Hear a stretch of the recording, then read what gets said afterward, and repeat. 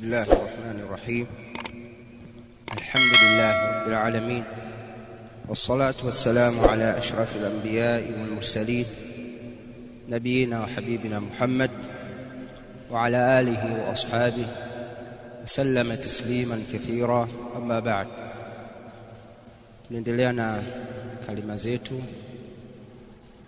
katika mwezi huu mtukufu Ramadhan. Lengo ni kukumbushana yanayohusu dini yetu ya Kiislamu.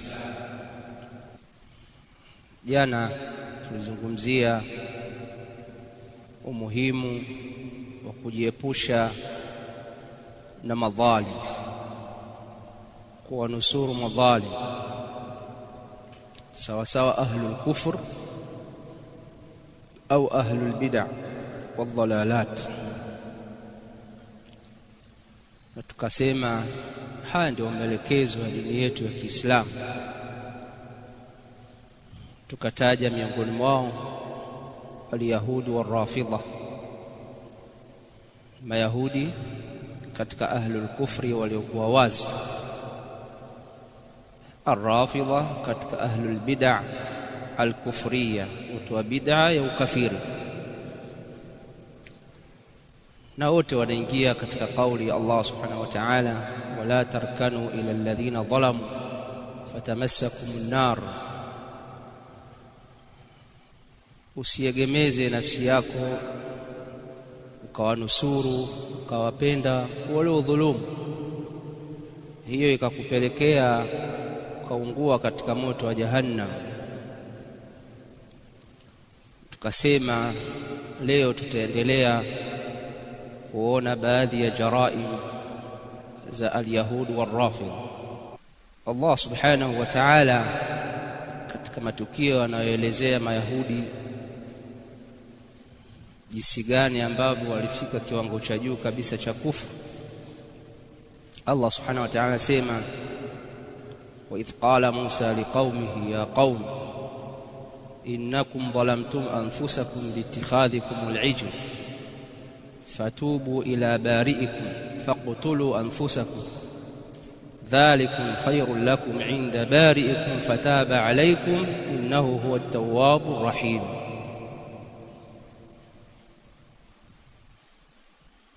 wa idh qultum ya Musa lan nu'mina laka hatta nara Allaha jahra fa akhadhatkum as-sa'iqatu wa antum tanzurun. Hizi aya mbili ni katika ayat zinazoshuhudia ususuwavu wa Mayahudi. Allah subhanahu wa ta'ala anawakumbusha Mayahudi wa Madina kwamba baba zenu walifanya haya na Allah aliwafanyia hiki, akawaambia wafanye hiki. Hii ni kuwakumbusha Mayahudi wa Madina wajue ukubwa wa Allah subhanahu wa ta'ala na neema za Allah subhanahu wa ta'ala alizowaneemesha babu zao waliokuwa kipindi cha Musa alayhi salam, na wajue ukali wa Allah subhanahu wa ta'ala wa kuadhibu alipoadhibu pale walipokengeuka. Anasema, wa idh qala Musa liqaumi, nakumbukeni enyi Mayahudi wa Madina pale ambapo Musa alayhi salam aliwaambia watu wake, ya qaum, enyi watu wangu, innakum zalamtum anfusakum biittikhadhikum al-ijl, hakika nyinyi mmezidhulumu nafsi zenu kwa kutengeneza sanamu mfano wa ndama. Walitengeneza sanamu la dhahabu mfano wa ndama, wakawa wanaliabudu kinyume na Allah subhanahu wa ta'ala. Hawa wana wa Israeli ambao ndio Mayahudi, baada ya kukufuru baadhi yao, hawa waliokolewa na Allah subhanahu wa ta'ala kutoka katika utumwa wa Firaun na watu wake.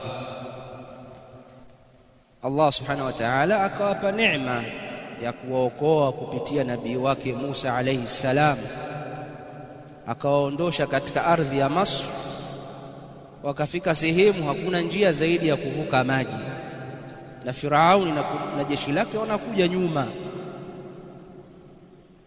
Wakawaona wamekaribia, wakasema inna la mudrakun, sisi bwana hapa tumekamatwa.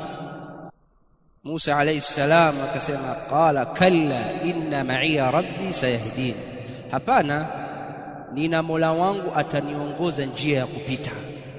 Hawezi wakatukamata wale, yani wamefika sehemu ufukweni, hakuna pa kupita, maji, na wale wanawaona wale wanakuja. Banu Israil wakasema inna la mudrakun, sisi bwana tumekamatwa. Musa alayhi salam anathika na Mola wake, akasema inna ma'iya rabbi sayahdin, na Mola wangu bwana ataniongoza njia, atanielekeza njia ya kupita. Basi Allah subhanahu wa ta'ala akampa wahi Musa alayhi salam apige bahari, bahari ikapasuka katikati, ikatengeneza njia. Na hapo Allah subhanahu wa ta'ala akasema wa idh faraqna bikumul bahra fa anjaynakum wa aghraqna ala fir'auna wa antum tanzurun, kumbukeni pale ambapo tuligawanya bahari katikati tukatoa njia. Fa anjaynakum, tukawaokoa nyinyi mkapita. Firauna kundi lake walipokuja wakakuta bahari iko wazi, na wao wakaingia wanapita. Walipofika katikati, tayari Musa na watu wake na Bani Israili washavuka upande wa pili. Allah subhanahu wa ta'ala anasema fa aghraqnakum fa anjaynakum wa aghraqna ala fir'aun wa aghraqna ala fir'aun wa antum tanzurun, tukawazamisha Firauni na kundi lake hali ya kuwa nyinyi mnaona kwa macho hivi, mnatazama, mnaona jinsi wanavyozamishwa. Allah subhanahu wa ta'ala anawakumbusha Mayahudi wa Madina kwamba hii neema waliipata babu zenu. Anawakumbusha ili waamini utume wa Muhammad sallallahu alayhi wasallam na wakubali Uislamu na wasifanye kibri. Lakini watu hawa hawakuwaidhika baada ya kuokolewa, baada ya Allah kuwaokoa na batshi ya Firaun, utumwa wa Firaun, na wakawavusha katika maji na akamhilikisha Firaun. Kilichotakikana kwa hawa Banu Israil hawa wamshukuru Allah subhanahu wa ta'ala na wamwabudu kikweli kweli, lakini hapana. Musa alayhi salam alipewa wahi awaache Bani Israil sehemu, aende akapewe wahi, akapewe Taurat, akaondoka siku 40. Alivyorudi aliwakuta Banu Israil hawa wametengeneza sanamu mfano wa ndama, sanamu la dhahabu, wakaliunda wakawa wanaliabudu kinyume na Allah subhanahu wa ta'ala. Ndio Allah subhanahu wa ta'ala anasema wa idh qala Musa liqaumihi ya qaum, kumbukeni pale ambapo Musa aliwaambia watu wake, enyi watu wangu, innakum dhalamtum anfusakum biittikhadhikum al-ijl, hakika nyinyi mmezidhulumu nafsi zenu kwa kutengeneza sanamu mkaliabudu kinyume na Allah subhanahu wa ta'ala nilipowaacha siku 40. Siku 40 tu wakasahau. Sanamu hili lilitengenezwa au lilisimamiwa na mtu mmoja aliitwa As-Samiri. Tena akawaambia huyu Samiri, angalia alivyokuwa na maneno ya hatari, akawaambia wana wa Israil, hadha ilahukum wa ilahu Musa fanasi, anawaambia huyu ndio Mungu wenu na ndiye Mungu wa Musa, lakini Musa kamsahau, kaenda huko kutafuta Mungu mwingine, wakati Mungu wake huyu hapa. Samiri huyo Samiri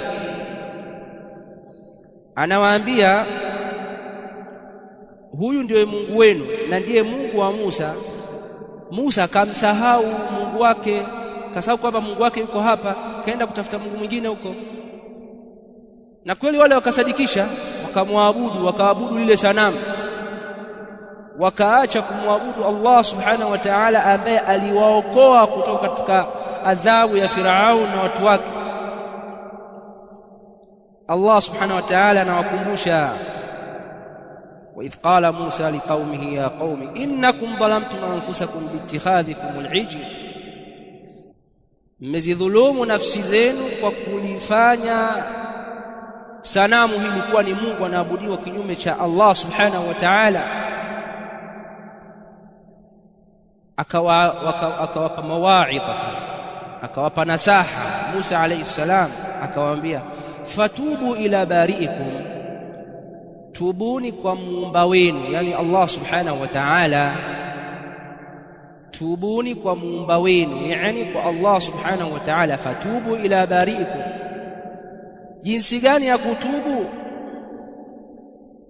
Jinsi gani ya kutubu? Sisi katika umma huu walhamdulillah, kutubu kuna mambo matatu: kuacha dhambi unayoifanya, kujutia, halafu kuazimia kutorudia. Masharti matatu ya kutubu dhambi uliyoifanya, hata kama ni shirki. Unatubu kwa namna hizo: kuacha, kujutia, kuazimia kutorudia.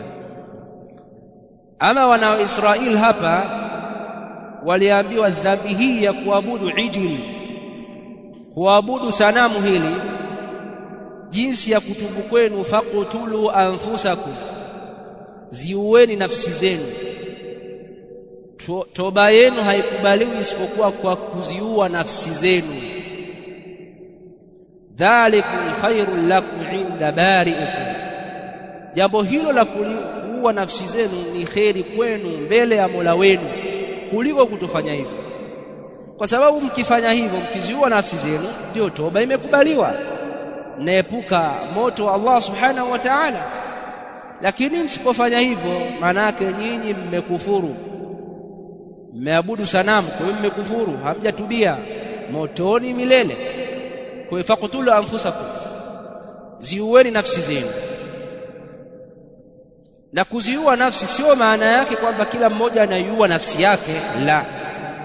Kuziua nafsi hapa maana yake kila mmoja anashika, kama ni panga, bisu. Baba anashika panga, bisu, mtoto anashika panga, bisu, jirani anashika panga, bisu. Haya, watu wanaingia, wanauana. Atakayemwahi mwenzake ndiye huyo huyo, na atakayebaki ndiye huyo huyo, tena mchana kweupe, sio kwenye giza. Pamoja kwamba kuna kauli ya baadhi ya ahli tafsiri kwamba kwenye giza, lakini alqaulu sahihi aliyerejesha Sheikh Ibn Uthaymeen ni kwamba ni mchana kweupe ndio kutahiniwa kwa toba yao, waziue nafsi zao mchana kweupe, kila mmoja amkatekate mwenzake mpaka afe. Walipofanya hivyo, Allah subhanahu wa ta'ala akawasamehe. Allah subhanahu wa ta'ala akawasamehe, na hapa wakastopishwa kuendelea, ikawa wamekubaliwa toba yao. Pamoja na hivyo, watu hawa baada ya kukubaliwa toba yao, Musa alayhi salam akawaambia waamini Taurat ambayo wamepewa na Allah subhanahu wa ta'ala, na ameiandika kwenye viubao, waiamini Taurat. Angalia jinsi watu hawa waliokuwa na roho mbaya na roho ngumu, wakasema, Allah subhanahu wa ta'ala anasema, wa idh qultum ya Musa lan nu'mina laka hatta nara Allah jahra. Kumbukeni pale ambapo mlisema, yani babu zao. Khitabu ni kwa Mayahudi wa Madina, lakini waliosema ni babu zao. Hukumbushwa kwamba waliofanya hayo ni babu zenu. Wa idh qultum ya Musa lan nu'mina laka hatta nara Allah jahra. Kumbukeni pale ambapo mlisema, kasema kumwambia Musa, Musa, lan nu'mina laka, hatutokuamini kwamba haya unayoyasema kwamba hii Taurati kweli inatoka kwa Allah subhanahu wa ta'ala, hatta nara Allah jahra, mpaka tumuone Allah subhanahu wa ta'ala kwa uwazi kabisa kwa macho yetu. Yule hawa Mayahudi, lan nu'mina laka hatta nara Allah jahratan fa akhadhatkum as-sa'iqatu wa antum tanzurun, wakachukuliwa na moto ukawachoma ukawaua.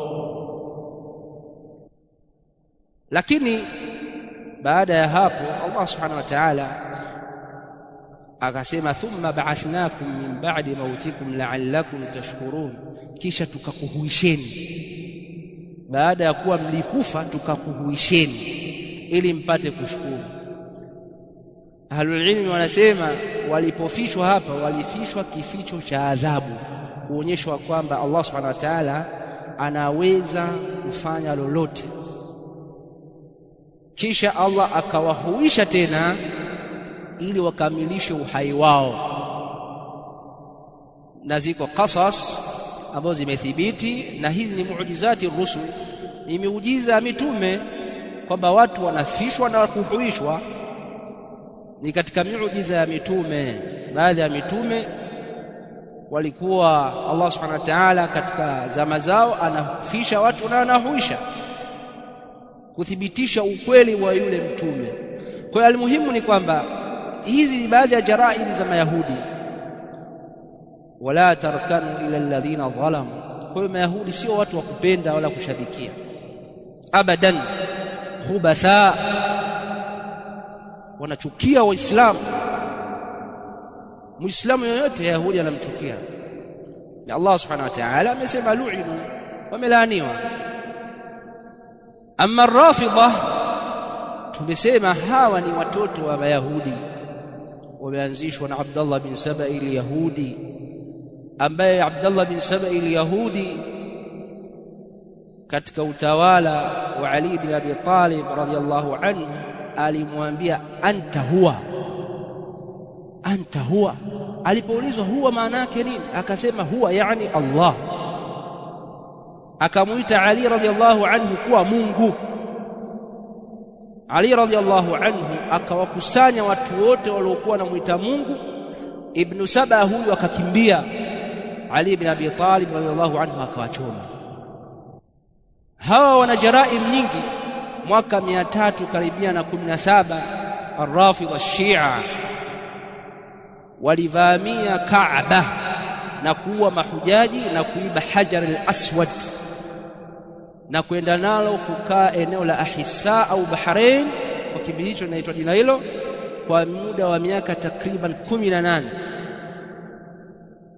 Hajar al-Aswad, waliingia Kaaba na kuua mahujaji, hujjaju Baitillahi al-Haram, na kuiba Hajar al-Aswad na kukaa nalo kwa muda wote, hiqdan ala al-Islam wal muslimin, kwa sababu ya husda zao walizokuwa nazo dhidi ya Uislamu na Uislamu. Na nimeeleza jana akaidi zao, akida zao mbovu dhidi ya masahaba wa Mtume sallallahu alaihi wasallam. Wanasema Qur'ani imepunguzwa. Mwanachuoni wao mmoja aliandika kitabu kinaitwa Faslul Khitab, kikibainisha kuwa hii Qur'an imepunguzwa. Anayesema Qur'ani imepunguzwa la shaka annahu kafir billahi azza wa jalla. Hao ndio Rafidhatu Shia ambao unawashabikia, unaacha kuwa na ghera na dini ya Allah subhanahu wa ta'ala, unashabikia watu wanaosema Qur'ani imepunguzwa. Unashabikia watu wanaosema Ali ni Allah, Ali ni ilah. Unashabikia watu wanaomuomba Hussein badala kumuomba Allah subhanahu wa ta'ala. Unashabikia watu wanaosema Bibi Aisha alikuwa mzinifu, astaghfirullah alazim, mke wa Mtume sallallahu alaihi wasallam. Ukiambiwa unasema mmezidi, natetea Saudia. Wapi nimetetea Saudia hapa?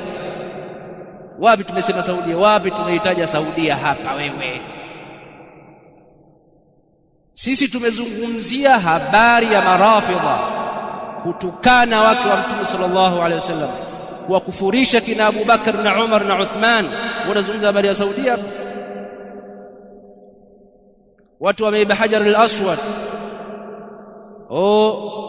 wamepiga Mayahudi ambao wanaua Palestina watoto. Hao Rafidha wameua maelfu ya watoto Syria. Wauliza wa Syria leo walichofanya na Marafidha, wauliza ahlu sunna fil Iraq walichofanya na Marafidha, wauliza ahlu sunna Baluchistan, Ahwaz kule wanachofanywa mpaka leo hii dakika hii na hao Rafidhatu Shia, wanaua maulama wa kisunna. Halafu tunaposema ahlu sunna hatukusudii nyie mnaowaita mawahabi, yani sunni yoyote. Hata ukiwa sufi unakula shaba kwa wao, unachinjwa hata kama sufi. Elewa wewe, hatuzungumzia habari ya mawahabi unaoita wewe mawahabi. Nenda kule Ahwazi kule, nenda kule Baluchistan, nenda Syria, watoto walivyochinjwa juzi tu hapa. Kwa hiyo watoto wa Syria ni sawa kuuawa na Rafidha Shia, ukawashabikia wao, ni halali kuuawa. Watoto wa kisunna kule Syria ni halali kuuawa kwa sababu wameuawa na Rafidha Shia. Watoto wa Kifalastini pia ni watoto wetu wa kisunna, ni haramu kuuawa kwa sababu wameuawa na Mayahudi. Wote ni mujrimun, wote ni mujrimun, na yoyote anayeshirikiana nao kuua damu za Waislamu ni mujrim, awe ni Muislamu awe mubtadi', awe anajinasibisha na ahli-sunna. Akishirikiana na Marafidha, Mashia Rafidha kuua watoto, kuua Waislamu, au akishirikiana na Mayahudi Sahai na kuua Waislamu, wote. Hii ni Wajawema Online TV. Hapa ni elimu tu.